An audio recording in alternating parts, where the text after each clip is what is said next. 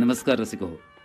ऊन पाऊस हे जगाच्या रंगभूमीवरचं नाटक आहे, नाट्य आहे आणि या ऊन पावसात अनेक कथाबीज, नाट्यबीज सृजनकारांना सापडतात, मनात रुजतात आणि कधी त्या बीजांची मग महाकाव्य, महानाट्य होतात. असंच एक महाकाव्य पुराणकाळी घडलं आणि रसिक मंत्रमुग्ध झाले जेव्हा त्या बीजांची रसाळ गोमटी फळं रसिकांनी चाखली. आठवणी अशा आठवत आजच्या दिवशी आपण भेटतो आहोत. आषाढस्य प्रथम दिवसे. प्रत्यक्षात बाहेर पाऊस पडतोय की नाही माहीत नाही, तरी पण मनात मात्र आपल्या पाऊस निश्चितच पडत असावा, तो स्नेहाचा, प्रेमाचा. आता संस्कृत साहित्य भाषा समजायची म्हटलं तर ती थोडीशी कठीण आहे, नाही असं नाही, पण श्रीमंत आहे. आणि म्हणूनच ती समजून घ्यावीशी जेव्हा आर्तता भासू लागते, तृषार्थ होऊ लागतो आपण, तेव्हा एखाद्या संस्कृत पंडिताची भेट घ्यावी असं वाटतं. आणि तसंच आज आपल्याला भेटलेत गोवा राज्याच्या पुराणवस्तू संग्रहालयाचे माजी संचालक श्री लक्ष्मण पित्रेजी. विद्वान आहेत, संस्कृत साहित्याचे गाढे अभ्यासक आहेत. तुम्हा रसिकांच्या वतीनं मी आकाशवाणीच्या स्टुडिओत त्यांचं स्वागत करतो. नमस्कार पित्रेजी. नमस्कार. पुरा कवीनां गणना प्रसंगे कनिष्ठिकाधिष्ठित कालिदासः अद्यापि तत्तुल्य कवेर भावात अनामिका सार्थवती बभूव. पित्रेजी, तुम्ही नमस्कार म्हटल्यानंतर सरळ सरळ श्लोक घेतलात. आषाढस्य प्रथम दिवसे जेव्हा आपण भेटतो आहोत, मग या श्लोकाचा कालिदासांशी संबंध निश्चितच असणार, कारण तुम्ही म्हटलंच आहेत की कनिष्ठिकाधिष्ठित कालिदास हा. मग आज कालिदास दिन कशासाठी साजरा केला जातो? आज आषाढाचा पहिला दिवस आहे. हो. आकाशामध्ये घन दाटून आले आहेत, विजा चमकत आहेत, रिमझिम पाऊसही बरसतो आहे. प्रियजनांच्या विरहानं मनाला हुरहुर लागलेली आहे. आणि अशीच हुरहुर एका महाकवीच्या मनाला 1500 वर्षापूर्वी लागली. आणि अशा मेघाला पाहून त्याच्या मनामध्ये कल्पनेची विद्युल्लता चमकली आणि मग जन्म झाला लोकोत्तर काव्य मेघदूत याचा. आणि ते रचणारा कवी आहे कविश्रेष्ठ कालिदास. कालिदासाची नक्की तिथी, जन्मतिथी आपल्याला माहिती नाही, त्यामुळं ही तिथी आपण कालिदासाच्या स्मरणाकरता वापरतो. आणि त्या कविश्रेष्ठाला मानवंदना देण्यासाठी आपण आषाढाच्या पहिल्या दिवशी कालिदास दिन साजरा करतो. पित्रीजी, एक थोडासा न समजल्यासारखा किंवा मला न समजलेला कधीच प्रश्न विचारतो की आषाढस्य प्रथम दिवस आहे, एवढी पंक्ती आम्ही बरेच जण वापरतो, त्याच्या पुढचं काय आम्हाला कधी माहीत नसतं. कारण आषाढातील एक दिवस असं एक मराठी नाटक पण आहे, आषाढ का एक दिन हे हिंदी नाटक तर प्रसिद्धच आहे. एवढं आमची म्हणजे सरड्याची धाव कुंपणापर्यंत म्हणावी तशी आमची धाव आहे. पण हा श्लोक पूर्णपणे आणि त्याचं जरा रसभरीत वर्णन सांगा ना. त्याचा आहे, हा मेघदूतातील दुसरा श्लोकाचा भाग आहे. आषाढस्य प्रथम दिवसे मेघमाश्लिष्ट सानुम वप्रक्रीडा परिणत गज प्रेक्षणी यंददर्श. त्या यक्षाला तो मेघ दिसला. हत्ती ज्याप्रमाणे एखाद्या कड्यावर टक्कर मारित असावा त्याला वपर क्रीडा म्हणतात. तर हा मेघ टक्करा मारित असल्यामुळे हत्तीप्रमाणे वपर क्रीडा करतो आहे असं त्याला वाटलं, अशी ती कल्पना आहे. त्याच्यामध्ये आषाढस्य प्रथम दिवस हा शब्द आला. म्हणजे मला वाटतं कालिदासाच्या मनात कुठेतरी अशी म्हणजे प्रेमभावना अगदी जागृत झाली असावी, किंवा एखादी दर्द म्हणूया आपण, ती कदाचित त्यांच्या मनात दाटून आली असावी. हा क्या बात. तर अशी ही हुरहुर दाटून आली आणि मेघदूताचा जन्म झाला. बरोबर. कविश्रेष्ठ कालिदासांबद्दल अशी आपल्याला खास माहिती अशी म्हणायची झाली तर काय मिळू शकते, कुठे मिळू शकते? खरं म्हणजे कविश्रेष्ठानं स्वतःबद्दल फारसं लिहिलेलं नाही काही. आता त्याच्याबद्दल माहिती मिळवण्याची दोनच साधनं, एक म्हणजे त्याच्याविषयीच्या आख्यायिका आणि दुसरं म्हणजे त्याचं प्रत्यक्ष साहित्य. या दोन गोष्टीतून आपल्याला माहिती किंवा प्रसिद्धी परांगमुखता असं असू शकतं, औदासिन्य असू शकतं. बरोबर. तर आता आपण आख्यायिका म्हणालात की नाही, त्या साधारणपणे कुठल्या स्वरूपात आढळतात आपल्याला? आख्यायिका ही एक चित्रकथाच आहे. कालिदासा मुळात अशिक्षित, अडाणी ब्राह्मण युवा, हा अनाथ होता. एका गोपालाच्या घरी तो वाढला आणि विचित्र योगायोगानं त्या देशाची राजकन्या जी सुसंस्कृत, सुशिक्षित आणि सुंदर होती, तिच्याशी त्याचा विवाह लावण्यात आला. आणि विवाहाच्या पहिल्या रात्रीच त्याचं बिंग फुटलं. त्या तेजस्वी राजकन्येनं त्याला हाकलून दिला की तू माझ्या लायकीचा नाहीस, तू काहीतरी विद्वत्ता मिळवशिवाय मला तोंड दाखवू नकोस. आणि तो बिचारा गेला सरळ कालीच्या मंदिरात. काली मातेला शरण गेला अनन्य भावानं आणि त्याने अक्षरशः सत्याग्रहच केला की जी फासडून देईन मला विद्वान कर. कालीमाता प्रसन्न झाली आणि त्याने वर दिला. त्या वरामुळे त्याच्यामध्ये विद्वत्ता आणि कवित्व शक्ती किंवा प्रतिभा याचा संचार झाला आणि तो नामवंत कवी बनला. आणि इतकं झाल्यानंतर पुन्हा तो आपल्या पत्नीला भेटायला आल्यानंतर तिनं खवचटपणे प्रश्न विचारला, अस्ति कश्चित वाघ विशेष महाशय, आपल्या वाणीमध्ये तरी फरक पडला आहे का? याने काय करावं? त्या प्रश्नातल्या 3 शब्दावरून 3 महाकाव्य तात्काळ लिहून तिच्या पुढे सादर केली. अस्थिवरून अस्त्युत्तरस्याम दिशी देवतात्मा असं स्वरात होणारं कुमार संभव, कश्चित वरून कश्चित कांता विरह गृणा अशी सुरुवात होणारा मेघदूत आणि वाघ विशेषावरून वागर्थाविव संपृक्त अशा श्लोकांना सुरुवात होणार रघुवंश, ही ती 3 काव्य त्यांनी रचली. पण कपयत्रीजी, मी तुम्हाला एक विचारतो की हा असा प्रसंग जेव्हा तुमच्या डोक्यात येतो किंवा मनात येतो तेव्हा तुम्हाला कविता सुचल्यासारखी वाटत नाही?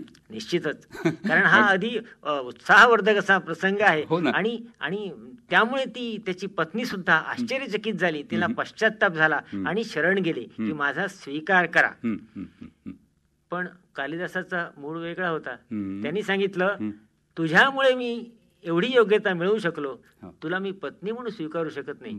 तू माझी गुरु आहेस, तू देवता स्वरूप आहेस. अर्थात पत्नीला हे अपेक्षित नव्हतं. शेवटी वैतागून त्याने शाप दिला की माझ्या प्रेमाचा तू अभेर केलास, त्यामुळे तुझा नाश, तुझा वध हा एका स्त्रीच्या हातीच होईल, असा शाप त्याला मिळाला. पण मग साधारणपणे त्यांची जी काव्य आहेत किंवा त्यांच्या साहित्यातून कालिदास असं त्यांचं खासियत जी आहे ती कशी काय दिसते आणि त्यांची काव्य आणि किती कोणती आहेत सांगा ना. ते सांगतो. त्याआधी ह्या शापाचा पुढचा भाग सांगतो की हा खरा विचित्र रीतीने झाला. कारण सिंहल द्वीपामध्ये त्याचा मित्र कुमारदास नावाचा राजा, त्याला भेटायला कालिदास गेला वृद्धापकाळात. एका गणिकेकडे त्याचा मुक्काम होता. तिथं एक समस्यापूर्ती स्पर्धा राजानं रचलेली होती. कमले कमलोत्पत्ती श्रूयते न तू दृश्यते, कमळावर कमळ उगवतात असं आम्ही ऐकलंय पण पाहिलं नाही, ही समस्या. कालिदासाने एका क्षणाचा विलंब लावून तिथल्याच उत्तर दिलं. बाले तव मुखांभोजे कथम इंदीवरद्वयम, ही मुली तुझ्या मुख कमळावर ही निळी कमळ कशी काय, म्हणजे 2 डोळे कसे काय उगवले? म्हणजे काय? इंदीवर म्हणजे निळ कमळ. अच्छा. तर हे निळे डोळे हे कसे काय उगवले? प्रश्नाचं उत्तर मिळालं. गणिका खुश झाली आणि कालिदासाचं तर दुर्दैव तिथं ओढावलं. म्हणजे त्या गणिकेनं धनलोभानं, बक्षिसाच्या लोभानं त्याचा घात करवला आणि आपण राजाकडे ती घेऊन गेली. अशा रीतीने कालिदासाचा शेवट झाला आणि अशा विचित्र रीतीनं तो शाप खरा झाला, अशी आख्यायिका आहे. पण म्हणजे आता आपण म्हणालात कालिदासाच्या साहित्याबद्दल, बरोबर आहे. तर त्याची साहित्य संपदा जी त्याची आहे त्याच्यामध्ये खरं म्हणजे 41 ग्रंथ कालिदासाच्या नावावर आहेत. पण त्यातील अगदी निर्विवादपणे त्याची 7 ग्रंथ त्याच्यामुळे मानलेले आहेत. आत्ता आपण उल्लेख केला ते मेघदूत, त्यानंतर ऋतुसंहार आहे, हे एक लघुकाव्य आहे. त्यानंतर आत्ता मी उल्लेख केलेली कुमार संभव हे काव्य, कार्तिकेयचा जन्म आणि तारकासुराचा वध हा त्याचा कथाभाग आहे. रघुराजांचे वर्णन करणारे रघुवंश एक महाकाव्य आहे. आणि त्याशिवाय त्याने 3 नाटकं लिहिलेली आहेत. शाकुंतल, मालविका अग्निमित्र आणि विक्रमोर्वशी ही 3 नाटकं. त्यातलं शाकुंतल हे नाटक सर्वोत्कृष्ट आहे. केवळ कालिदासाच्या नाटकातच नव्हे तर संपूर्ण संस्कृत नाट्यसृष्टीमध्ये शाकुंतल हे सर्वोत्कृष्ट मानले गेले आहे. त्याची संविधानक रचना, त्याच्यामधले अलंकार, त्याच्यातला रसपरिपोष या सर्वच दृष्टीने ते उत्कृष्ट नाटक मानलं गेलेलं आहे शाकुंतल. पण उपमा कालिदासस्य असं म्हटलं जातं, त्याविषयी थोडंसं सांगा ना. म्हणजे नेमकं काय आहे? उदाहरणार्थ काय, मी आता सुरुवातीला सांगितलं की काव्याचे वेगवेगळे निकष मानलेले आहेत. एक रीती हा निकष मानलेला आहे, म्हणजे शैली. त्या गौडी, पांचाली आणि वैदर्भी 3 शैली आहेत. त्यातली कालिदासाची वैदर्भी शैली, ही वैदर्भी ही सर्वश्रेष्ठ शैली मानले, कारण प्रसाद आणि माधुर्य हे गुण त्याच्यात अंतर्भूत आहेत. आणि कालिदासाचं काव्य प्रसाद आणि माधुर्य गुणाने ओतप्रोत भरलेलं आहे. उदाहरणार्थ काही म्हणू शकाल? आता मी सांगितलं, सरसिज मनुविद्धम शैवले नापि रम्यम मलिनमपि हिमांशोर लक्ष्म लक्ष्मीन तनोती इय मधिक मनोज्ञा वल्कने नापि तन्वी किमी वही मधुराणाम मंदनम नाकृतीनाम. अर्थ कळत नाही त्याला, ऐकून सुद्धा ते सुभग वाटावं असं आहे. प्रसाद एक रिदम आहे त्याच्यामध्ये आहे आणि शब्दरचना किंवा वर्णरचना झाली, तर हे प्रसाद आणि माधुर्य हे त्याच्यामध्ये आहे. म्हणून वैदर्भी त्याला असं म्हटलेलं आहे वैदर्भी कविता स्वयं वृतवती शी कालिदासम वरम. त्या रीतीने तिचा स्वतः स्वीकार केला असं म्हटलेलं आहे. इति पक्षी त्याचं काव्य श्रेष्ठ आहे. आणि आता आपण अलंकार म्हणालात तर हा एक उपलक्षण म्हणायचं. उपमा कालिदासस्य, त्याच्या उपमा श्रेष्ठ आहेत. पण उपमे बरोबरच इतरही अलंकार, उदाहरणार्थ शब्द अर्थांतरन्यास म्हणा, उत्प्रेक्षा, रूपक, ह्या सर्वच अलंकारांना त्याने फार चांगला न्याय दिलेला आहे. आणि त्याचे झळा ते अलंकार त्याच्या कविता कामिनीवरती आपल्याला दिसतात. आता जर उपमा आपण पाहायच्या झाल्या तर एक चपखल उपमा तुम्हाला पहिल्यांदा सांगतो मी, की बघा, ही शकुंतला तपोधन ऋषी बरोबर घेऊन दुष्यंतच्या दरबारात गेले पाठवणी केल्यानंतर. आणि त्यांना पाहून कालिदासाला काय उपमा सुचली, की सुकलेल्या जीर्ण अशा पांढरट पानाच्या मध्ये एखादी टवटवीत पालवी असावी तशी ती दिसली त्याला. मध्ये तपोधनानाम किसलयमिव पांडुपत्राणाम, असं ते आहे. कालिदासाची उत्प्रेक्षा सांगायची तर फार सुंदर उत्प्रेक्षा आहे. मेघदूतामध्ये हा मेघ वरून जात असताना आम्रकूट नावाचा पर्वत आहे, आंब्याची झाडं आहेत, त्याच्यावर आंबे पिकलेले आहेत, आणि त्याच्या शिखरावर तो काळा मेघ आहे. तर तो कसा दिसला, मध्ये श्यामस्तन इव भुवशेष विस्तार पांडू, तो पृथ्वी मातेचा स्तन असावा, अनावृत स्तन असावा, अशी कल्पना त्याला. ही उत्प्रेक्षा आहे. उपमा जर पाहिजे झाली कालिदासाची तर पहा, हा एक रेवा नदी आहे.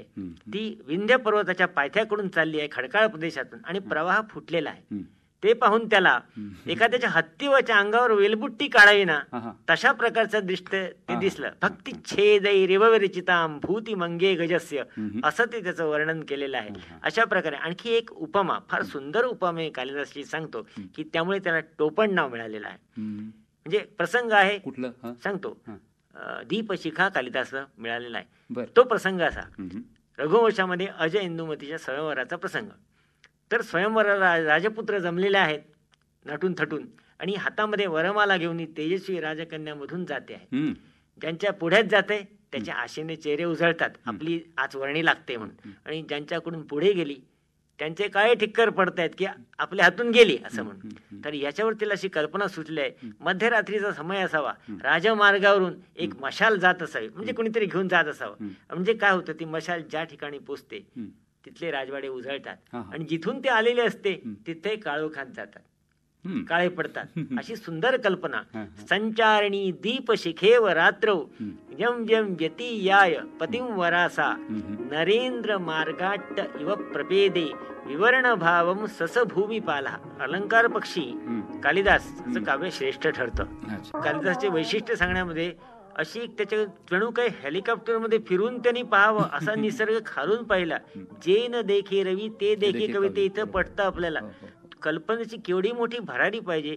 जमिनीवर राहून, त्यावेळी काही विमान असल्याची कल्पना नाही कालिदास विमानातून, पण त्यांनी तिथून दृश्य पाहिल्यासारखी कल्पना करून त्यांनी सांगितले. अशा प्रकारे कालिदासन केलंय. आता आठवलेली एक मी तुम्हाला उत्प्रेक्षा सांगतो, की मध्य प्रदेशातून चंबळा नदी सरळ वाहते अर्थात.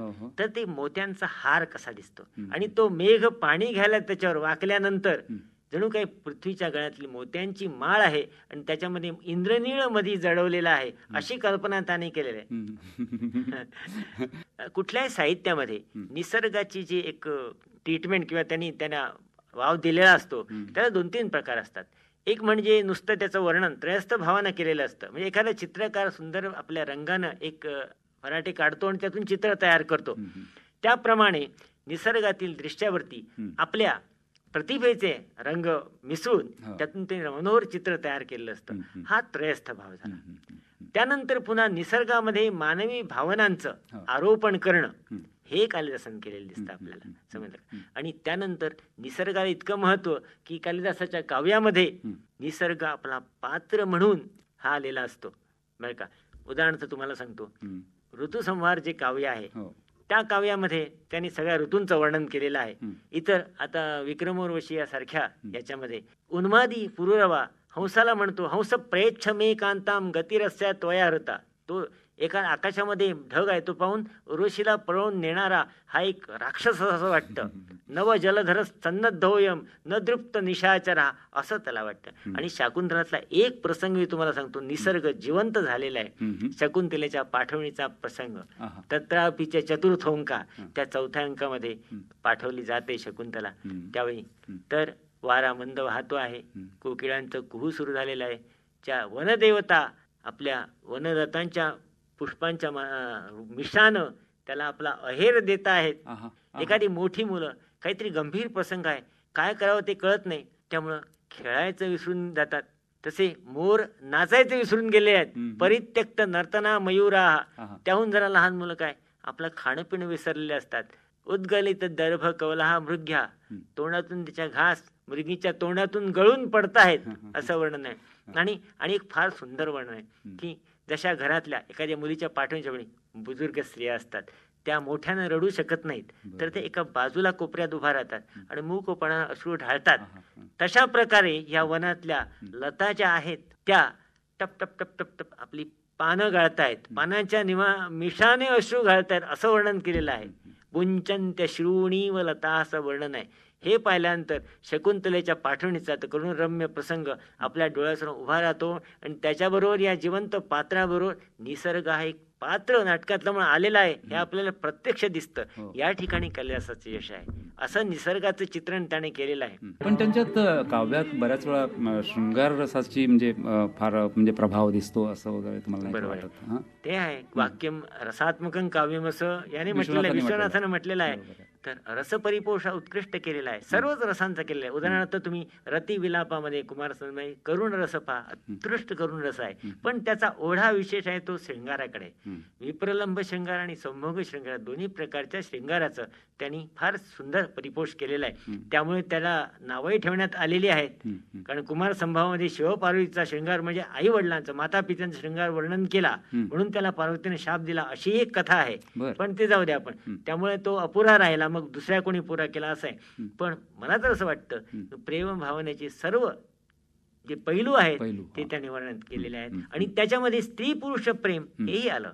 आणि तो स्त्री पुरुष प्रेमाला हीन किंवा तुच्छ दर्जाचं मानत नाही. सर्जनातून उत्साह देणारी अशी ती एक नैसर्गिक उर्मी आहे, अशी त्या कालिदास त्याच्यामध्ये भावना आहे. अशाच प्रकारे त्याने आपल्या काव्यामध्ये त्याचं प्रेम भावनेचं चित्रण केलेलं आहे. त्याने प्रेम भावनेला वैश्विक रूप दिलेलं आहे. आणि इथे निसर्गाचं महत्व, निसर्गाच्या प्रत्येक घटकामध्ये त्याला ही प्रणय भावना दिसते, म्हणजे मानवी भावना त्याच्यामध्ये आणि निसर्ग भावना मानवामध्ये, असं निसर्ग मानवाचं एक साहचर्य कालिदासानं दाखवून दिलेला आहे. आणि हा एक वेगळाच प्रकार आहे. आणि त्यामुळे आपल्यामध्ये त्याच्या काव्यातले सौंदर्य आपल्या मनाला भेटतं. कारण आपण निसर्ग असतो, निसर्ग बाहेर असतो तसं आपल्यामध्ये असतो. निसर्ग मानवाचं ऐक्य झाल्याशिवाय ही अशी अनुभूती आपल्याला येत नाही. आणि ही कालिदासाची आहे. आणि कालिदास हा सौंदर्यान्वेषी आहे. बारीक बारीक घटनातलं सौंदर्य तो हुडकून काढतो, ते नीट रीतीने आपल्या पुढे मांडतो आणि त्याला आपल्या प्रतिभेच्या परिस्पर्श करून त्यांनी त्याचं सोनं करतो आणि आपल्या पुढे सादर करतो. त्यामुळे ते सुंदर दृश्य आपल्या समोर उभं राहतो. हेच त्याचं वैशिष्ट्य आहे. ही दृष्टी आपल्याला मिळू शकते. म्हणजे नुसते वनमहोत्सव करून भागणार नाही, निसर्गाचा आनंद आपण असा घेतला पाहिजे. आपण त्याची तादात्म्य झालं पाहिजे, तादात्म्य झाल्याशिवाय काही होत नाही. पण एकूणच कालिदासांच्या काव्यातून त्यांना काय संदेश थोडक्यात द्यायचा असेल मला सांगा. कालिदासाने हे निसर्ग मानव साहचर्य सांगितलंय. आता मी सांगतो तुम्हाला समारोपासाठी कालिदासाची कविता कामिनी आपल्यासमोर कशी येते. तर ठुमकत ठुमकत सुंदर रीतीनं वैदर्भ रीतीने येते. अगदी ठसठशीत आणि ते चमकदार तेजस्वी अलंकार तिने अंगावर घातले असल्यामुळे ते सौंदर्य वाढतं. पण वैदर्भी रीती तुम्ही आता म्हटलं म्हणून सांगतो, वैदर्भी रीती म्हणजे त्यातली खासियत काय, म्हणजे ठुमकत ठुमकत तुम्ही म्हणालात तसं. त्याच्यामध्ये मी आत्ताच सांगितलं काही वेळापूर्वी, प्रसाद आणि माधुर्य. प्रसाद म्हणजे सोपेपणा आणि माधुर्य गोड, हे दोन गुणामुळे हे ठुमकत येण्याची चाल मी सांगितलं तुम्हाला. आणि दुसरे ध्वन्यर्थ या आपला विषयाला. ध्वन्यर्थ म्हणजे थोडक्या ह्याच्यात मोठा अर्थ व्यक्त करणं. बरोबर आहे, समजलं का.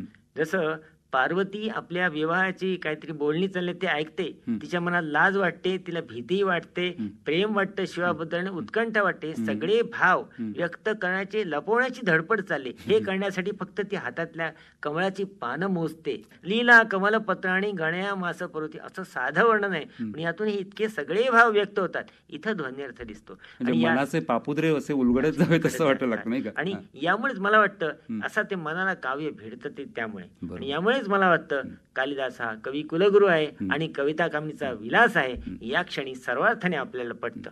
कविता तर आहेच आहे, पण त्यात मानव आणि निसर्ग यांच्या नात्याचं पण वर्णन अगदी म्हणजे जे आपल्याला पटावं अशा पद्धतीने, अगदीच आपलं शृंगारिक शब्दात किंवा असं नव्हे साहित्य. तर एकूणच खरं सांगायचं तर आषाढाचे प्रथम दिवसे असा पाऊस बरसत राहावा असं वाटतंय. याही पलीकडे जाऊन आणखीन साहित्याचा, संस्कृत साहित्याचा अभ्यास प्रत्येकाने करावा की याचा आनंद आणखीन जास्त घेता येईल नाही का. तुम्ही या कार्यक्रमाचा शेवट एखाद्या सुंदरशा श्लोकांनी करावा असं मला वाटतं. ठीक आहे, मी स्वतः रचलेले 2 श्लोक आता मी आपल्याला कालिदासाला मानवंदना अर्पण करतो. आताच्या सगळ्या बोलण्याचं सारांश रूप आहेत ते. बरोबर आहे. प्रसाद माधुर्य गुणैर गुणाढ्या वैदर्भ मार्गे ललितं तनोती अलंकृता भात्युपमादिभिर्या बाह्वर्थ मल्पैर वचनैर व्यनक्ती शृंगार मूर्ती कविता हि कामिनी चराचरम या रसवत करोती सा कालिदासस्य कला मनोज्ञा गीर्वाणवाणी विभवस्य भूषणम. रसिक हो, स्त्री आणि पुरुष हे केवळ परमेश्वरानं त्यांना जन्म दिलाय असं नाही, ते सृजक आहेत. आणि जशी यावेळी जेव्हा एखादी निर्मिती करताना, नवनिर्मिती करताना एक समर्पणाची भावना असते, तीच मला वाटतं कालिदासांची होती. आणि त्यामुळे की केवळ आपण लिहिलं आणि ते कुणीतरी पाहावं, त्याची कुणीतरी स्तुती करावी असा भाग मुळीच यात नव्हता. जे दिसलं, जे भावलं ते त्यांनी शब्दात लिहिलं. आणि मला वाटतं आज आपल्यासाठी हे एक मोठं ग्रांथिक आधार होऊन बसलेला आहे तो. आणि त्यामुळे आपण निसर्गाचाही आनंद घेऊ शकतो. निसर्ग आणि माणूस यांचं जे सख्य आहे ते आपल्याला कालिदासांच्या या रचनेतून दिसतं. त्यामुळे केवळ ते नुसतं पाहत राहावं, आनंद घेत राहावा एवढ्याच कदाचित कालिदासांना अभिप्रेत असेल, याबद्दल वादच नाही.